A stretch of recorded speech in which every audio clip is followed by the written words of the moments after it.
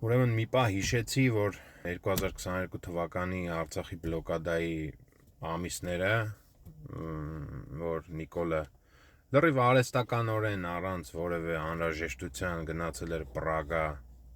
կամ ավելի ճիշտ ոչ թե գնացել էր, այլ լոշտակներից քաշել էին, տարել էին Պրագա ու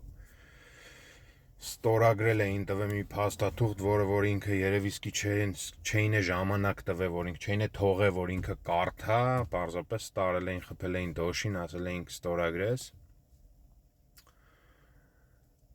Լրիվ արհեստականորեն միացած սիտուացիա էր ստեղծվել, որ Արցախը հայտնվել էր Ադրբեջանից կախվածության մեջ, ու Ադրբեջանը առաջարկում էր օգնություն, չգիտեմ, հաց, դեղորայք, մթերք եւ այլն, հետո որ Արցախայությունը հրաժարվում էր, թշնամու կողմից, հայատյաց ամենայս աշխարհի պետության կողմից օգնություն ընդունել, կողքից դիտարկվում էր, թե իբր Արցախահայությունը կամ հայությունը հայերը անշնորհակալ են, տեսեք, Ադրբեջանը ուզում է օգնի, իրանք անգամ այդ հացը չեն վեկալում Ադրբեջանի ձեռքից եւ այլն, բայց ոչ մեկ չէր ասում, որ լրիվ արհեստական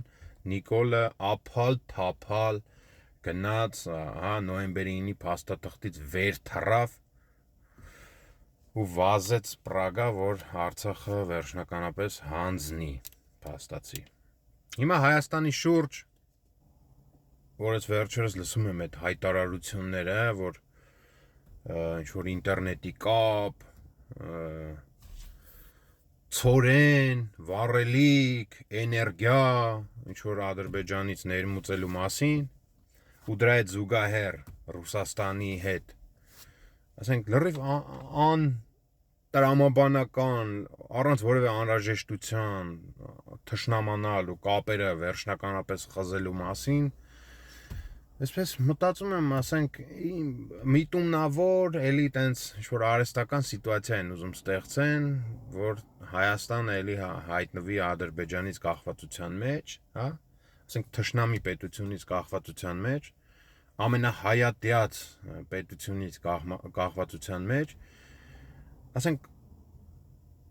պատկերացնում եք հետագա խոսակցությունները, ասենք, պատկերացրեք մի հատ, որ Հայաստանը սրանից հետո ստիպված արհեստականորեն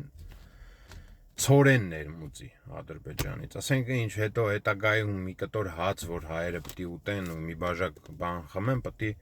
այսպես նվաստացած, չոքած պետք է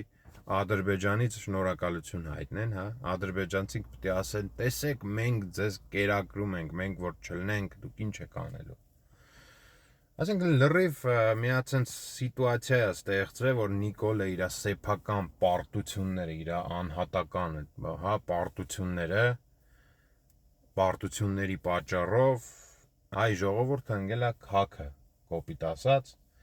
Նիկոլի սեփական պարտությունների պատճառով, այն հանգամանքի պատճառով, որ Նիկոլը այսպես իր տուն, տեղ, սենց ինչ ունի, չունի, սենց գնաց է պպզել է Ալիևի ոտերի արանքը, չգիտեմ ինչով է անտես բաղվում, հայ ժողովուրդը քաշվել է դրանից, պատկերացնում եք, որովհետև չկա երկրորդ տենց օրինակ, այս երկրագնդի վրա չկա տենց պետություն, տենց ազգ, որ իրան նվաստացած, կապիտուլացված, չոքած, պարտված ոչնչությանը նորից ընտրի երկրի ղեկավար կամ նորից ընդունի որպես երկրի ղեկավար, ընտրելը չգիտեմ էլի, իմ կարծիքով Նիկոլը գողացել է այդ ընտրությունները, բայց մի պահ պատկերացրեք էլի հետագա խոսակցությունները էլի Ադրբեջանում, որ Նիկոլը արհեստականորեն սենց Հայաստանին մցնի Ադրբեջանի տակ, էներգիայով, ցորենով, եւ շատ իմանամ ինչով, ասենք առանց որևէ անհրաժեշտության էլի, ասենք Ռուսաստանը մեր դեմ կամ ռուս ժողովուրդը, ասենց ասեմ, մեր նկատմամբ թշնամաբար տրամադրված չի էլի, ասենք որ տենց արհեստականորեն սենց մտնում ես տուն տեղովդ ուզում ես մտնես թշնամու տակ։ Գիտեք, պատերազմներ լինում են ու ամեն պատերազմում էլ մի կողմը պարտվում է, մի կողմը հաղթում է։ Համարյա բոլոր պատերազմներում տենց է լինում։ Բայց մենակ Հայաստանի պարագայում է, որ պարտվող կողմը սենց ամբողջությամբ սենց մտնում է թշնամու տակ, որովհետև այն ինչի համար որ այդ պատերազմը եղել է, դա վաղուց արդեն Ադրբեջանի ձեռն է։ Հիմա էլ արդեն ասենք մենակ Նիկոլն է պատճառը, որ Ադրբեջանը դրանով չի բավարարվել։ Ու սա այս կախվածության մեջ գցել է Հայաստանին ու հայ ազգին։ Հերթական Նիկոլի հանձնարարությունն է, ես կասեի, որ ստացել է ինքը Ալիևից, որ ոնց կարա էլի հերթական անգամ հայ ժողովրդին ադրբեջանցիների առաջ նվաստացնի, այսինքն ասես ցորեն ներմուծեն, ասենք ցորենն է ինչ, ասենք հաց էլի, հասկանում եք, մի կտոր հաց ուտել է, ասենք լրիվ արհեստականորեն, սենց չոքած, սենց բան, հա, շնորհակալություն հայտնեն ադրբեջանցիներին, այն պարագայում, որ ինչքան երկիր կա, որ կարաս, ասենք, տենց վառելիքել, ցորենել, ես շատ իմանամ ինչ էլ ներմուծես։ Էտա, տենց է լինում, որ կապիտուլյանտ